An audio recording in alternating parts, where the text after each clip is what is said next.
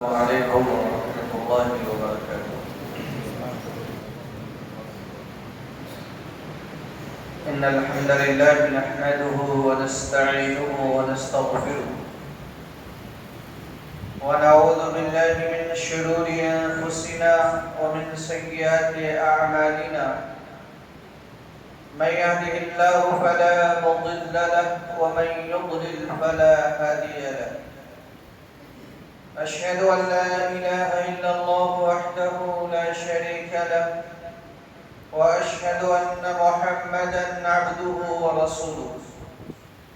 أما بعد فإن خير الحديث كتاب الله وخير الهدي هدي محمد صلى الله عليه وسلم وشر الأمور محدثاتها وكل محدثة بدعة وكل بدعة ضلالة وكل ضلالة في النار. أعوذ بالله من الشيطان الرجيم. بسم الله الرحمن الرحيم. والسابقون الأولون من المهاجرين والأنصار والذين اتبعوهم بإحسان رضي الله عنهم ورضوا عنه وأعد لهم جنات تجري تحتها الأنهار خالدين فيها أبدا ذلك الفوز العظيم. رب اشرح لي صدري ويسر لي أمري واحلل عقدة من لساني يفقهوا قولي. محترم علماء کرام، جماعت و جمعیت کے ذمہ داران، برادران اسلام و معزز خواتین، جیسا کہ آپ نے سنا کہ مجھے آپ کے سامنے عظمت صحابہ اور اہل بیت کے موضوع پر کچھ باتیں عرض کرنی ہیں۔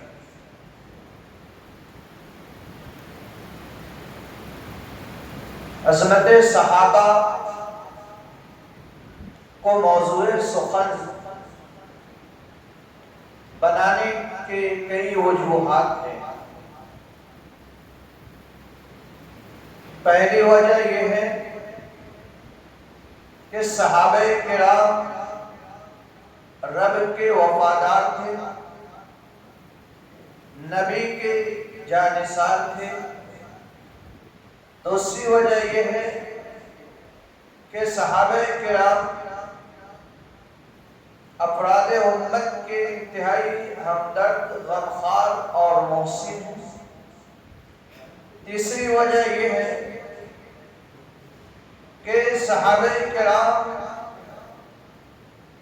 اپنے ایمان، تقوی، ایثار اور اخلاص میں بے نظیر تھے۔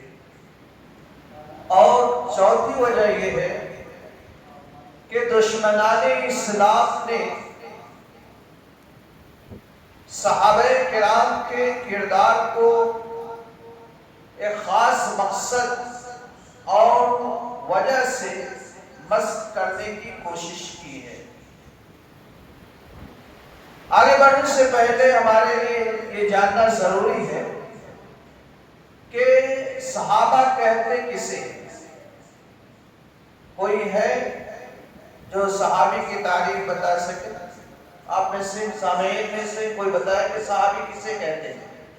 صحابہ، یہ صحابی کی جمع ہے۔ ایک کے لیے بولیں گے تو صحابی بولیں گے، ایک سے زیادہ ہے تو صحابہ بولیں گے۔ آپ بتائیے۔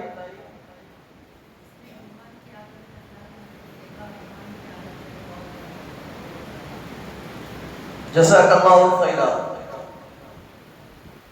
صحابی اس خوش نصیب فرد کو کہتے ہیں جس نے ایمان کی حالت میں رسول مکرم صلی اللہ علیہ وسلم سے ملاقات کی ہو اور ایمان کی حالت میں ہی اس دنیا سے رخصت ہوا ہو۔ حافظ ابن حجر رحمہ اللہ نے صحابی کی تعریف کرتے ہوئے کہا ہے کہ من لقی النبی صلی اللہ علیہ وسلم مؤمنا به ومات علی الایمان، کہ وہ شخص جس نے نبی سے حالت ایمان میں ملاقات کی اور حالت ایمان میں ہی اسے موت آئی ہو۔ اس کا مطلب یہ ہوا کہ جس کسی نے نبی سے ملاقات کی لیکن حالت ایمان میں اس کی ملاقات نہیں ہوئی، اگرچہ وہ بعد میں ایمان لایا ہو، تو وہ صحابی کی جماعت میں، صحابہ کی جماعت میں شامل نہیں۔ اسی طرح سے وہ شخص جو ایمان لا چکا ہو، نبی صلی اللہ علیہ وسلم کے عہد مبارک میں موجود ہو اور ایمان بھی لا چکا ہو، لیکن اللہ کے نبی صلی اللہ علیہ وسلم سے اس کی ملاقات نہیں ہو سکی، وہ بھی صحابہ کے زمرے میں نہیں آتا۔ اسی طرح سے وہ شخص جس نے نبی صلی اللہ علیہ وسلم سے حالت ایمان میں ملاقات کیا لیکن مرنے سے پہلے مرتد ہو گیا، دائرہ اسلام سے نکل گیا، دین اسلام سے باہر ہو گیا، وہ بھی صحابہ کے زمرے میں نہیں ہے۔ صحابہ کے زمرے میں وہی افراد ہیں جنہوں نے حالت ایمان میں نبی سے ملاقات کی اور حالت ایمان میں ہی اس دنیا کو چھوڑا، اس دنیا سے رخصت ہوئے۔ یہ وہ خوش نصیب افراد ہیں جنہیں اللہ تبارک و تعالی نے خصوصی مقام اور مرتبے سے نوازا ہے۔ اپنی خصوصی نوازشوں اور کرم فرمائیوں سے اللہ تبارک و تعالی نے انہیں سرفراز کیا ہے۔ اللہ تبارک و تعالی نے انہیں خصوصی مراعات دی ہے۔ اللہ تبارک و تعالی نے ان کے فضائل اور مناقب کو بیان کیا ہے، ان کی زمرہ بندی کی ہے۔ چنانچہ قرآن مجید کے اندر اللہ تبارک و تعالی نے اصحاب محمد صلی اللہ علیہ وسلم کی فضیلت کو اجاگر کرتے ہوئے کہا کہ والسابقون الاولون من المہاجرین والانصار، کہ مہاجرین اور انصار میں سے اول ایمان لانے والے، پہلے ایمان لانے والے، ایمان میں سبقت کرنے والے، والذین اتبعوہم بإحسان، اور اخلاص کے ساتھ ایمان میں ان کی پیروی کرنے والے، رضی اللہ عنہم ورضوا عنہ، ان سب سے اللہ راضی ہو گیا اور یہ اللہ سے راضی ہو گئے۔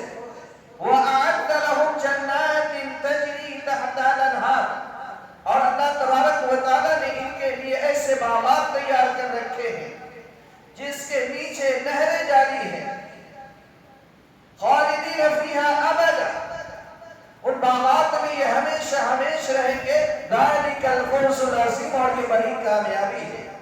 اس آیت کریمہ کے اندر اللہ تبارک و تعالی نے صحابہ کرام کو دو زمروں میں تقسیم کیا ہے، ایک سابقین اولین کا زمرہ ہے اور ایک متأخرین کا زمرہ ہے، جو بعد میں ایمان لائے ان کا زمرہ ہے۔ اور اللہ تبارک و تعالی نے ان سب کے بارے میں کہا رضی اللہ عنہم، کہ اللہ ان سب سے راضی ہو گیا، چاہے وہ سابقین اولین ہو یا بعد میں ایمان لانے والے ہو، بعد میں ایمان کی راہ پر چلنے والے ہو، اخلاص کے ساتھ سابقین اولین کے طریق کو اختیار کرنے والے ہو۔ اللہ کہتا ہے رضی اللہ عنہ ورضوا عنہ، کہ اللہ تبارک و تعالی ان سے راضی ہو گیا اور یہ اللہ تبارک و تعالی سے راضی ہو گئے۔ سابقین اولین کو اہل علم نے اس سلسلے میں کئی باتیں کہی ہیں، اہل علم کی کئی عبارتیں ہیں۔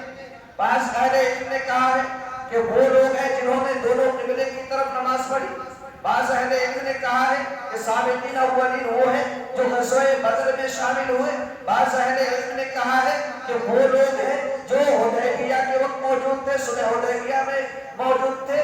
بہرحال جو آخری درجہ ہے وہ صلح حدیبیہ تک کا ہے، بیعۃ رضوان تک کا ہے، تو یہ سابقین اولین کا گروہ ہے۔ اور اس کے بعد یعنی صلح حدیبیہ کے بعد میں ایمان لانے والے ہیں، اخلاص کے ساتھ سابقین اولین کی راہ کو اپنانے والے ہیں، وہ جو ہے دوسرے صحابہ کا ایک دوسرا دوسرا زمرہ ہے. لیکن اللہ تبارک و تعالیٰ نے اپنی رضا میں تقسیم نہیں کیا کہ سابقین اولین کے لیے اللہ کی رضا ہے اور جو متاخرین ہیں ان کے لیے اللہ کی رضا نہیں ہے، بلکہ اللہ نے بلا استثناء کے کہا رضی اللہ عنہ. اللہ سابقین اولین سے بھی راضی ہو گیا، متاخرین سے بھی راضی ہو گیا، اللہ مہاجرین سے بھی راضی ہو گیا، اللہ انصار سے بھی راضی ہو گیا. اور پھر اللہ نے آگے کہا کہ وَأَعَدَّ لَهُمْ جَنَّاتٍ تَجْرِي تَحْتَهَا الْأَنْهَارُ خَالِدِينَ فِيهَا أَبَدًا. کہ اللہ تبارک و تعالیٰ نے ان کے لیے ایسے باغات تیار کر رکھے ہیں جن میں یہ ہمیشہ ہمیش رہیں گے.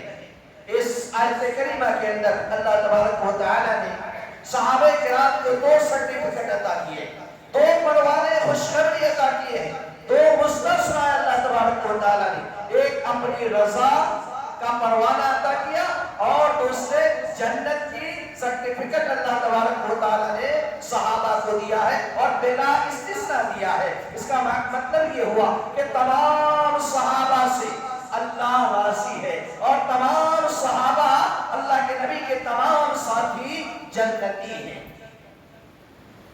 اور پھر اللہ کے نبی صلی اللہ علیہ وسلم نے ان کے مقام و مرتبہ کو واضح کرتے ہوئے کہا کہ صحابہ وہ ہستیاں ہیں، صحابہ وہ شخصیات ہیں، صحابہ وہ افراد ہیں کہ جن کے ایمان و عمل میں کوئی ان کی ہمسری نہیں کر سکتا، کوئی ان کی برابری نہیں کر سکتا، کوئی ان کا ہم نوا نہیں ہو سکتا. چاہے افراد امت میں سے کوئی کتنا بڑا نیک کیوں نہ ہو، کتنا بڑا حاجی کیوں نہ ہو، کتنا بڑا نمازی کیوں نہ ہو، کتنا بڑا صدقہ و خیرات کرنے والا کیوں نہ ہو، کتنا زیادہ تقوی اور پرہیزگار کیوں نہ ہو، لیکن صحابہ کی ہمسری کوئی کر نہیں سکتا، صحابہ کی ہم نوائی کوئی کر نہیں سکتا، صحابہ کے مقام تک کوئی پہنچ نہیں سکتا. پیارے نبی نے کہا کہ لا تسبوا اصحابی فلو ان احدکم انفق مثل احد ذهبا ما بلغ مد احدهم ولا نصیبا.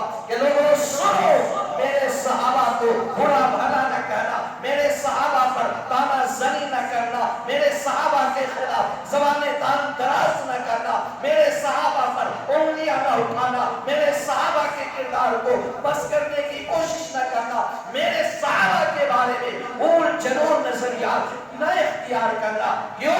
اس لیے کہ تمہاری اوقات نہیں ہے، تمہاری حیثیت نہیں ہے کہ تم صحابہ پر انگلیاں اٹھا سکو، تمہاری اوقات نہیں ہے کہ تم صحابہ کے خلاف زبان تان دراز کر سکو، تمہاری اوقات نہیں ہے کہ ان کے اخلاق و کردار کا موازنہ تم کر سکو، ان پر کوئی حکم لگا سکو، ان کے تعلق سے تم جج بن سکو. کیوں؟ کہا فلو ان انفق مثل احد ذهبا ما بلغ مد احدهم ولا نصیبا. کہا کہ اگر تم میں سے کوئی شخص احد پہاڑ کے برابر بھی سونا خرچ کرے تو وہ نیکی حاصل نہیں کر سکتا، اتنا اجر حاصل نہیں کر سکتا، اتنا ثواب نہیں کما سکتا، اتنا مقام حاصل نہیں کر سکتا، اتنا مرتبہ حاصل نہیں کر سکتا. ما بلغ مد احدهم ولا نصیبا. جتنا کہ صحابہ نے ایک مد اناج خرچ کر کے فضیلت، اجر و ثواب، نیکی اور مقام حاصل کیا ہے. ایک مد ولا نصیبا، ایک مد تو دور کی بات ہے، آدھے مد کی بھی برابری نہیں کر سکتا.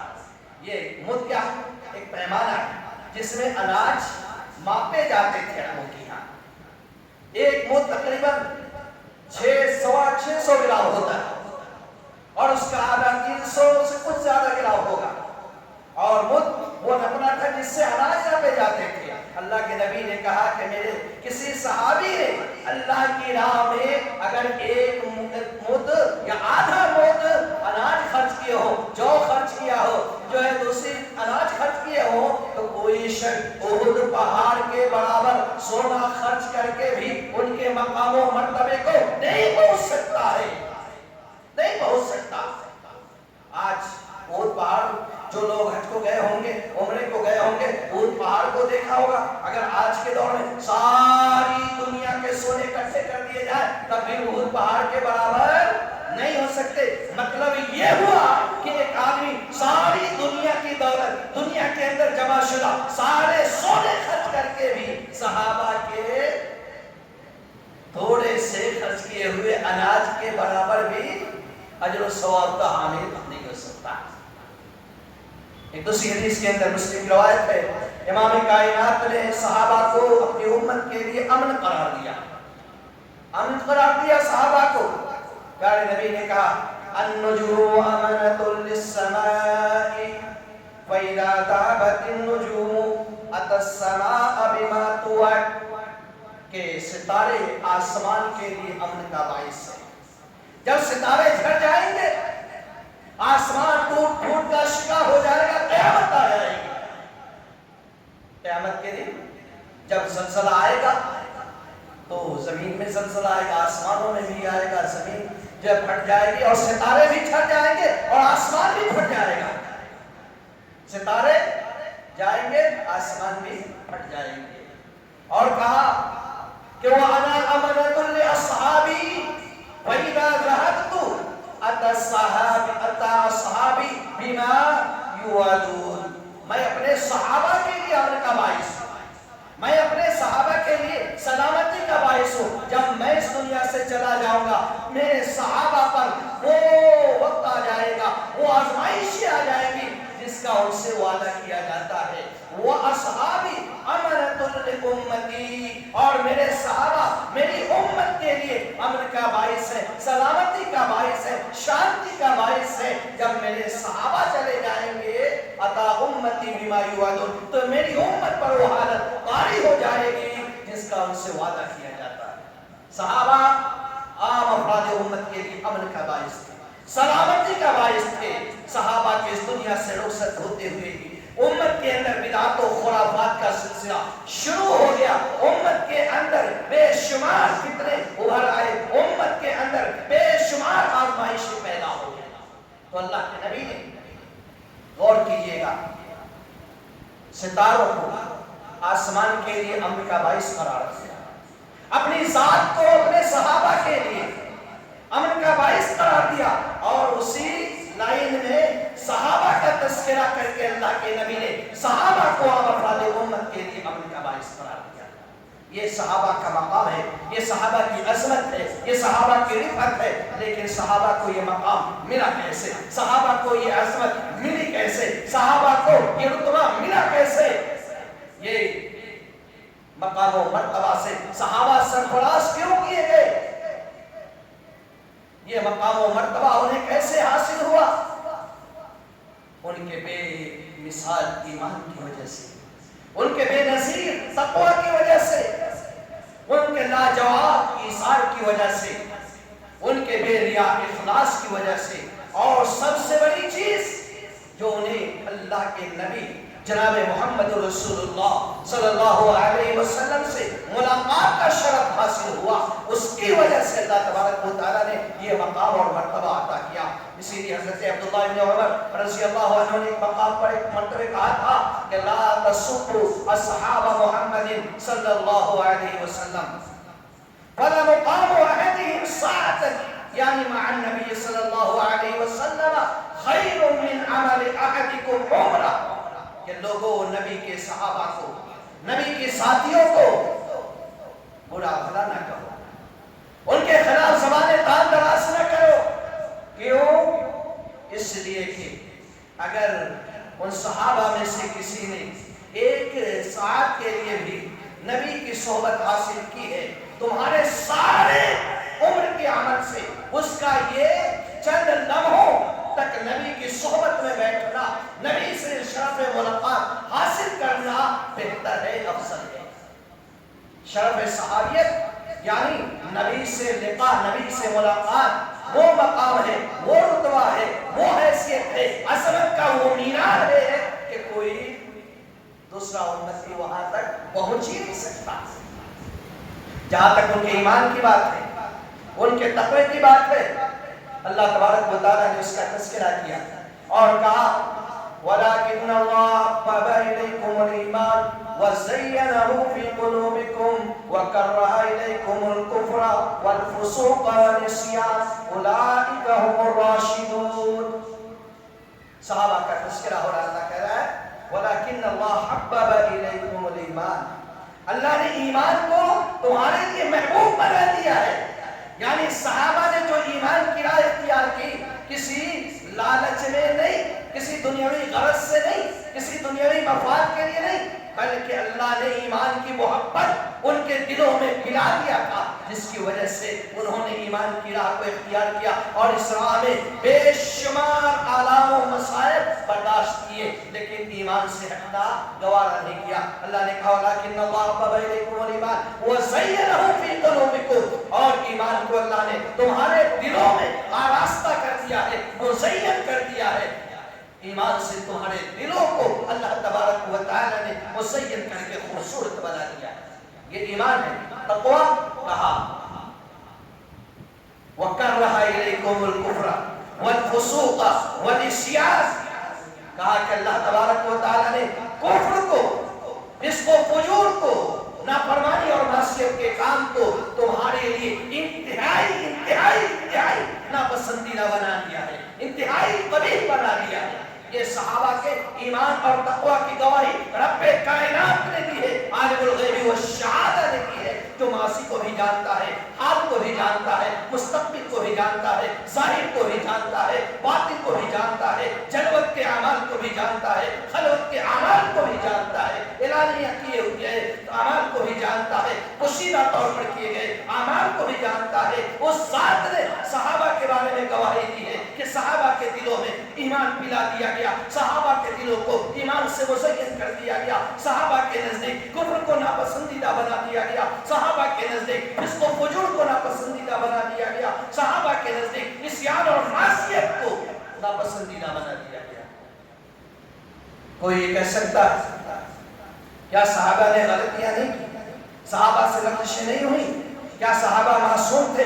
نہیں میرے بھائیو، صحابہ معصوم نہیں تھے، صحابہ سے لغزشیں بھی ہوئی ہیں، صحابہ سے غلطیاں بھی ہوئی ہیں، بعض غلطیاں بشری تقاضے کے تحت ہوئی ہیں، بعض غلطیاں اجتہادی طور پر صادر ہوئی ہیں، لیکن ان کی عظمت کا پہلو یہ ہے کہ جب کسی سے کوئی غلطی ہو گئی، جب کسی سے کوئی گناہ ہو گیا، جب کسی سے کوئی خطا ہو گئی، جب کسی سے کسی معصیت کے کام کا ارتکاب ہو گیا، وہ بے قرار ہو جاتا ہے، بے چین ہو جاتا ہے، اضطراب سے تڑپتا ہے اور اس وقت تک تڑپتا ہے جب تک اسے یقین نہیں ہو جاتا کہ اس گناہ کے بوجھ سے وہ نکل چکا ہے، اس کا یہ گناہ اس کے لیے عذاب آخرت کا ذریعہ اور سبب نہیں ہے۔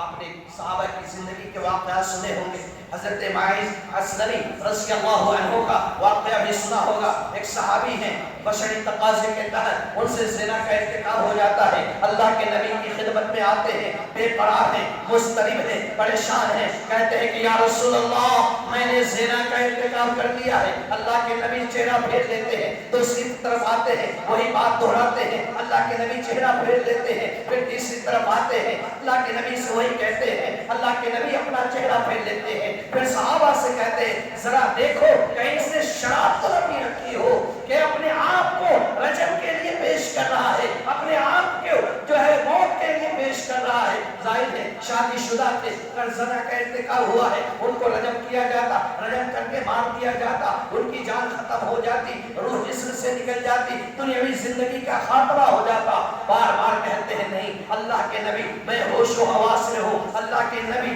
میں مدہوش نہیں ہوں، اللہ کے نبی اس سے زنا کا ارتکاب ہوا ہے۔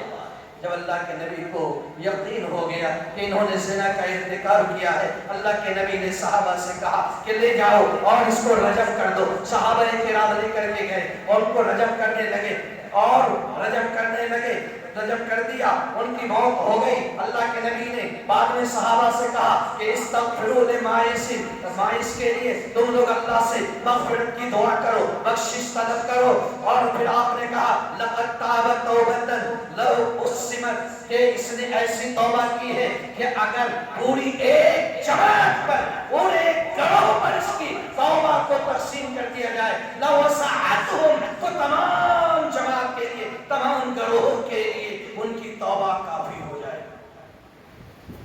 ایمان دیکھو، تقوی دیکھو، زنا کا ارتکاب ہو گیا ہے بشری تقاضے کے تحت، لیکن اب مضطرب ہے، پریشان ہے، بے چین ہے، بدحال ہے، اللہ کے نبی کے سامنے آ کر کے اپنی جان پیش کر دی۔ یہ ہے وَكَرَّهَ إِلَيْكُمُ الْكُفْرَ وَالْفُسُوقَ وَالْعِصْيَانَ۔ اسی طرح سے ایک صحابیہ حضرت غامدیہ کا واقعہ ہے، خاتون ہے، ان سے زنا کا ارتکاب ہوا، اللہ کے نبی کی خدمت میں آئی، عرض کیا کہ اللہ کے نبی مجھ سے زنا کا ارتکاب ہو گیا ہے اور اس زنا سے میں حاملہ ہوں۔ اللہ کے نبی نے کہا کہ جاؤ جب بچے کی ولادت ہو جائے آ جانا۔ کئی مہینے گزر گئے، بچے کی ولادت ہوئی، واپس آئی اور کہا اللہ کے نبی اب بچے کی ولادت ہو گئی ہے۔ اللہ کے نبی نے کہا کہ بچہ ابھی چھوٹا ہے، دودھ پینے والا ہے، ماں کی ضرورت ہے، جاؤ اسے دودھ پلاؤ، جب کھانے والا ہو جائے تب لے کے آنا۔ لے کے چلی گئی، مہینوں گزر گیا، جب بچہ دودھ چھوڑ دیتا ہے، کھانے کے لائق ہو جاتا ہے، ہاتھ میں روٹی پکڑائے ہوئے اللہ کے نبی کی خدمت میں آتی ہے اور کہتے ہیں یا رسول اللہ میرا بچہ کھانے والا ہو گیا، اب مجھے پاک کر دیجئے، طہرنی یا رسول اللہ، اللہ کے نبی مجھے پاک کر دیجئے، گناہوں سے صاف کر دیجئے۔ دنیا کے اندر جو پریشانیاں اٹھانی پڑے گی، جو تکلیف اٹھانی پڑے گی، وہ ہیچ ہے آخرت کی پریشانیوں کے مقابلے میں۔ اللہ کے نبی صلی اللہ علیہ وسلم نے ان کو رجم کا حکم دیا اور انہیں رجم کر دیا گیا۔ صحابی رسول حضرت خالد بن ولید بھی اس گروہ میں شامل تھے، انہوں نے پتھر مارا، پتھر جا کے ان کے سر پر لگا اور سر سے خون کا فوارہ نکلا، حضرت خالد بن ولید کے چہرے پر پڑا۔ حضرت خالد بن ولید برا بھلا کہنے لگے، اللہ کے نبی نے کہا خالد نہیں، یہ عورت، اس عورت نے اپنے آپ کو جو ہے اپنی جان کو گناہوں سے پاک کرنے کے لیے، صاف کرنے کے لیے پیش کر دیا، اس نے ایسی توبہ کی ہے، اس نے ایسی توبہ کی ہے کہ اگر ناجائز وصولی کرنے والوں پر بھی اس توبہ کو تقسیم کر دیا جائے تو ان کی بھی مغفرت ہو جائے۔ تو صحابہ سے غلطیاں ہوئی، صحابہ معصوم نہیں تھے لیکن صحابہ مغفور تھے، صحابہ مغفور تھے۔ اور پھر صحابہ کا ایثار دیکھو، اللہ نے کہا وَيُؤْثِرُونَ عَلَىٰ أَنفُسِهِمْ وَلَوْ كَانَ بِهِمْ خَصَاصَةٌ وَيُؤْثِرُونَ عَلَىٰ أَنفُسِهِمْ وَلَوْ كَانَ بِهِمْ خَصَاصَةٌ۔ کیا مطلب یہ ہے کہ وہ خود بھوکے ہیں لیکن دوسروں کو کھلاتے ہیں، انہیں خود کپڑے کی ضرورت ہے لیکن دوسروں کو پہناتے ہیں، خود سواری کی ضرورت ہے لیکن دوسروں کو سوار کرتے ہیں، حاجت ہوتے ہوئے بھی، ضرورت ہوتے ہوئے بھی اپنی حاجت پر، اپنی ضرورت پر دوسروں کو ترجیح دیتے ہیں۔ صحابہ کے ایثار اور قربانی کی گواہی اللہ نے دی ہے۔ اور پھر یہ سارے کام جیسا کہ آج اور تاریخ کے مختلف ادوار میں ایسے بدبخت اور بدنصیب لوگ رہے ہیں جنہوں نے صحابہ کے ایمان پر بھی انگلیاں اٹھائی، صحابہ کے تقوی پر بھی انگلیاں اٹھائی، صحابہ کے ایثار پر بھی انگلیاں اٹھائی، اخلاص پر بھی انگلیاں اٹھائی۔ کہتے ہیں کہ یہ لوگ جان گئے تھے کہ محمد صلی اللہ علیہ وسلم کو عروج حاصل ہوگا، محمد صلی اللہ علیہ وسلم کو کامیابی اور کامرانی ملے گی، محمد صلی اللہ علیہ وسلم کو حکومت اور سلطنت ملے گی۔ اسی لالچ میں انہوں نے یہ سب کچھ کیا ہے۔ اللہ کی قسم ایسے بدبختوں اور بدنصیبوں کو میں بتا دوں، یہ پیغام دور تک چلا جائے کہ صحابہ نے دنیاوی اغراض کے لیے، دنیاوی مفاد کے لیے نہ کبھی قربانیاں دی اور نہ ایمان اور تقوی کا اظہار کیا۔ اللہ نے خود گواہی دی اور کہا یبتغون فضلا من اللہ ورضوانا۔ صحابہ کا ایمان، صحابہ کا تقوی، صحابہ کا ایثار، صحابہ کی قربانی، صحابہ کی ساری کوششیں، صحابہ کی ساری تگودو یبتغون فضلا من اللہ ورضوانا، اس لیے ہے اللہ کے فضل کو حاصل کرنے کے لیے، اللہ کی رضا کو حاصل کرنے کے لیے، وہ اللہ کے رضا کے متمنی ہے، اللہ کے رضا کے طالب ہے، اللہ کی رضا کے حصول کے لیے یہ سارے کام وہ کرتے ہیں۔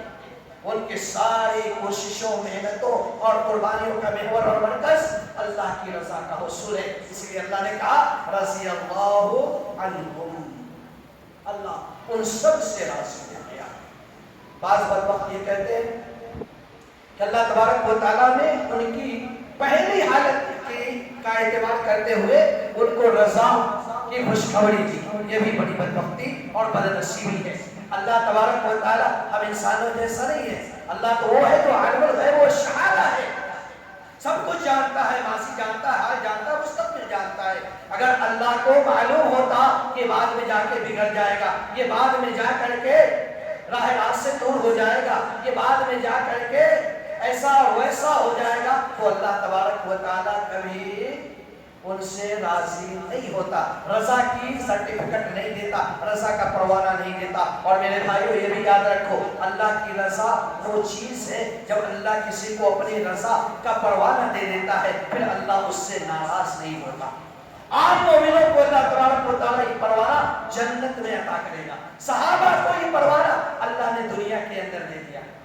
اللہ کے نبی صلی اللہ علیہ وسلم نے فرمایا کہ جب جنت میں چلے جائیں گے ہر طرح کی نعمتوں سے باخبر ہوں گے، اللہ تبارک و تعالیٰ ان کی طرف توجہ کرے گا اور ان سے ان کا حال پوچھے گا اور ان کے جو نعمتوں کے بارے میں پوچھے گا۔ وہ کہے گا اللہ ہمیں تو سب کچھ حاصل ہو گیا۔ اللہ کہے گا اگر اس سے بھی بہتر چیز اور افضل چیز تمہیں حاصل ہو جائے، کہیں گے کہ اللہ اس سے زیادہ بہتر چیز کیا ہو سکتی ہے؟ جو چاہیے وہ ساری چیزیں حاصل ہے، جنت میں ہر نعمت تو نے مہیا کر دیا ہے۔ اللہ تبارک و تعالیٰ کہے گا کہ اب سے میں تم سب سے راضی ہوں، لا اسخط علیکم بعدہ احدا، اب اس کے بعد میں کبھی کسی سے ناراض نہیں ہوں گا۔ تو جو فضیلت عام مومنین کو جنت میں حاصل ہوگی اللہ کی رضا کی، جو نعمت مومنین کو جنت میں حاصل ہوگی اللہ کے رضا کی، اللہ تبارک و تعالیٰ نے اصحاب محمد صلی اللہ علیہ وسلم کو وہ نعمت، وہ دولت، وہ عظمت، وہ رفعت، وہ مقام اس دنیا کے اندر عطا کر دیا۔ کچھ بدبخت اور بدنصیب لوگ ایسے ہیں جو سابقین اور اولین کی عظمت کا اعتراف کرتے ہیں لیکن بعد والوں کی عظمت پر انگلیاں اٹھاتے ہیں، خاص طور سے حضرت معاویہ رضی اللہ عنہ، ان کے والد حضرت ابو سفیان رضی اللہ عنہ اور دیگر وہ صحابہ خاص طور سے جنہوں نے فتح مکہ یا فتح مکہ کے بعد ایمان لائے، طلقاء کہہ کر کے ان پر بھپتیاں کستے ہیں، طلقاء کہہ کر کے ان کے اخلاص پر انگلیاں اٹھاتے ہیں۔ حالانکہ اللہ تبارک و تعالی نے فرد مراتب تو ضرور بیان کیا ہے لیکن تمام صحابہ سے، چاہے وہ فتح مکہ سے پہلے ایمان لانے والے ہوں یا فتح مکہ کے بعد ایمان لانے والے ہوں، سب کے لیے اللہ نے جنت کا وعدہ کیا ہے۔ چنانچہ اللہ نے کہا لا يستوي منكم من انفق من قبل الفتح وقاتل اولئك اعظم درجة من الذين انفقوا من بعد وقاتلوا وكلا وعد الله الحسنى۔ اللہ کہتا ہے کہ تم میں سے کوئی شخص ان لوگوں کے برابر نہیں ہو سکتا جنہوں نے فتح مکہ سے پہلے اللہ کی راہ میں خرچ کیا اور اللہ کی راہ میں جہاد کیا۔ لا يستوي منكم من انفق من قبل الفتح وقاتل اولئك اعظم درجة من الذين آمنوا انفقوا من بعد وقاتلوا۔ وہ بہت زیادہ عظمت و رفعت میں آگے بڑھے ہوئے ہیں ان لوگوں سے جو فتح مکہ کے بعد ایمان لائے، فتح مکہ کے بعد اللہ کی راہ میں خرچ کیا، فتح مکہ کے بعد اللہ کی راہ میں جنگیں کی۔ لیکن آگے اللہ کہتا ہے وَكُلًّا وَعَدَ اللَّهُ الْحُسْنَى، فتح مکہ سے پہلے ایمان لانے والے ہو یا فتح مکہ کے بعد ایمان لانے والے ہو، سب سے اللہ نے حسنہ کا وعدہ کیا ہے۔ حسنہ بمعنی جنت، یعنی ان سب کے لیے اللہ تبارک و تعالیٰ نے جنت عطا کر دی ہے۔ اس لیے بڑے بدبخت اور بدنصیب ہیں وہ لوگ جو تاریخی روایات کا سہارا لے کر صحابہ کی کردار کشی کرتے ہیں اور فتح مکہ یا فتح مکہ کے بعد ایمان لانے والے صحابہ پر، ان کے اخلاص پر انگلیاں اٹھاتے ہیں۔ تو میرے بھائیوں یہ صحابہ کرام کی عظمت ہے، صحابہ کرام کی رفعت ہے۔ جہاں تک اہل بیت نبوت کی بات ہے ان کی بھی فضیلتیں الگ سے اللہ کے نبی نے بیان کی ہیں۔ اللہ کے نبی کے خاندان والوں میں سے، اہل بیت میں سے جو صحابی ہیں ان کو صحابیت کا مقام بھی حاصل ہے اور نبی کریم صلی اللہ علیہ وسلم سے خاندانی تعلق رکھنے کا شرف بھی حاصل ہے، اور جو ان میں سے صحابی نہیں ہیں لیکن مومن اور متقی ہیں انہیں اللہ کے نبی صلی اللہ علیہ وسلم سے خاندانی تعلق کی بنا پر خصوصی شرف و فضیلت حاصل ہے۔ اہل بیت نبوت کون ہے؟ اس سلسلے میں اہل علم کی عبارتیں کئی ساری ہیں، راجح اور یہی ہے کہ بنو ہاشم اور بنو مطلب یہ نبی اکرم صلی اللہ علیہ وسلم کے اہل خاندان ہیں، یہ نبی صلی اللہ علیہ وسلم کے خاندان والے ہیں، یہ نبی صلی اللہ علیہ وسلم کے اہل بیت ہیں۔ اس میں نبی اکرم صلی اللہ علیہ وسلم کی ازواج مطہرات، نبی صلی اللہ علیہ وسلم کی اولاد حضرت علی، حضرت فاطمہ، حضرت حسن، حضرت حسین اور دیگر خاندان کے افراد شامل ہیں۔ اللہ کے نبی صلی اللہ علیہ وسلم نے غدیر خم کے موقع پر جو ہے عام صحابہ سے خطاب کرتے ہوئے کہا تھا کہ وَأَنَا تَارِكٌ فِيكُمْ، کہ لوگوں میں تم میں سے اب جانے والا ہوں، اب رخصت ہونے والا ہوں، میرا مشن مکمل ہو چکا ہے، میری دعوت کا کام پورا ہو چکا ہے، میں اب دنیا سے رخصت ہونے والا ہوں، لیکن تارکم فیکم ثقلین، تمہارے درمیان دو بڑی چیزیں چھوڑے جا رہا ہوں، اولہما کتاب اللہ فیہ الہدی والنور، تمہارے درمیان اللہ کی کتاب قرآن مجید چھوڑ کر کے جا رہا ہوں جس میں ہدایت ہے، جس میں روشنی ہے، اور کہا کہ فخذوا بہ وتمسکوا، اس قرآن کو لے لینا، قرآن کو مضبوطی سے تھام لینا، اور پھر کہا وَأَهْلَ بَيْتِي أُذَكِّرُكُمُ اللَّهَ فِي أَهْلِ بَيْتِي أُذَكِّرُكُمُ اللَّهَ فِي أَهْلِ بَيْتِي أُذَكِّرُكُمُ اللَّهَ فِي أَهْلِ بَيْتِي، میں اپنے اہل بیت کو، اہل خاندان کو بھی چھوڑے جا رہا ہوں، اور تمہیں اپنے اہل خاندان کے بارے میں اللہ کی یاد دہانی کراتا ہوں، میں اپنے اہل خاندان کے بارے میں تمہیں اللہ کی یاد دہانی کراتا ہوں، میں اپنے اہل خاندان کے بارے میں تمہیں اللہ کی یاد دہانی کراتا ہوں۔ مطلب یہ ہے کہ قرآن مجید پر عمل کرتے رہنا، کتاب اللہ کے مطابق زندگی گزارنا، اور میرے اہل بیت کی رعایت کرنا، میرے اہل بیت کی رعایت کرنا، ان سے محبت کرنا، اس لیے تمام اہل بیت نبوت سے محبت کرنا، تمام اہل بیت نبوت کا احترام کرنا امت پر واجب ہے، ضروری ہے۔ اور ان میں سے خاص طور سے جو ہے فضیلتیں انفرادی طور پر بھی بیان ہوئی ہیں، جیسے اللہ تبارک و تعالیٰ نے قرآن مجید کے اندر ازواج مطہرات کا تذکرہ کرتے ہوئے کہا کہ ازواجہم امہاتہم، نبی کی بیویاں تمہاری مائیں، نبی کی بیویاں امت کی روحانی مائیں ہیں، اس لیے ایک ماں سے بھی زیادہ ادب و احترام ازواج جو ہے امہات المومنین کا ہونا چاہیے، ازواج مطہرات کا ہونا چاہیے، نبی کریم صلی اللہ علیہ وسلم کی بیویوں کا ہونا چاہیے۔ ان کے بارے میں کہا کہ لستن کاحد من النساء، کہ نبی کی بیویوں تم عام عورتوں کی طرح نہیں ہو، تم معمولی عورتیں نہیں ہو، تمہیں اللہ نے اعلیٰ مقام اور رفعت عطا کیا ہے، نبی کی زوجیت میں دے کر کے تمہارے مقام و مرتبے کو اللہ نے بلند کیا ہے۔ اسی طرح سے حضرت علی کے تعلق سے اللہ کے نبی صلی اللہ علیہ وسلم نے حضرت علی سے کہا تھا کہ علی تم میرے نزدیک ایسے ہی ہو جیسے موسیٰ کے نزدیک ہارون تھے، لیکن میرے بعد کوئی نبی نہیں ہوگا، میرے بعد کوئی رسول نہیں ہوگا۔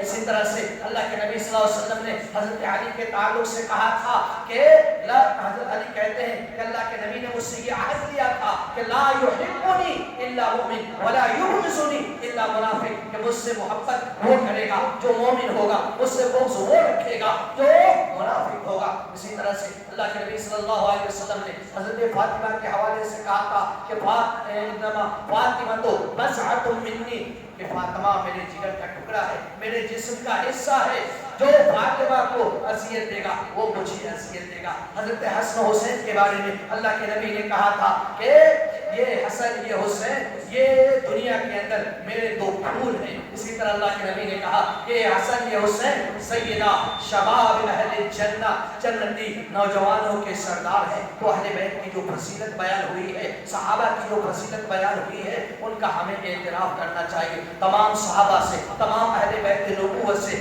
ہمیں اخلاص کے ساتھ محبت کرنی چاہیے، ان کا ادب و احترام کرنا چاہیے، اور ان کے خلاف کسی بھی طرح سے اپنی زبان کو استعمال کرنے سے اجتناب کرنا چاہیے۔ کوئی ایسا لفظ، کوئی ایسی بات، کوئی ایسا اسلوب ان کے تذکرے میں اختیار نہ کیا جائے جس سے ان کی توہین ہو، جس سے ان کی تحقیر ہو، جس سے ان کے کردار پر کسی کو انگلی اٹھانے کا موقع ملے۔ اللہ تبارک و تعالیٰ سے دعا ہے کہ اللہ تبارک و تعالیٰ ہم سب کو تمام صحابہ سے، تمام اہل بیت نبوت سے محبت کرنے والا بنائے، ہمارے دلوں میں ان کا ادب و احترام جاگوسی فرمائے۔ اللہ تبارک و تعالیٰ ہم سب کو توحید و سنت کا نمبردار بنائے، جب تک اللہ زندہ رکھے، ایمان کی حالت میں زندہ رکھے، جب دنیا سے اٹھائے تو اللہ ہم سب کو ایمان کی حالت میں اٹھائے۔ آمین۔ ربنا تقبل منا انك انت السميع العليم وتب علينا انك انت التواب الرحيم۔ السلام عليكم ورحمة الله وبركاته۔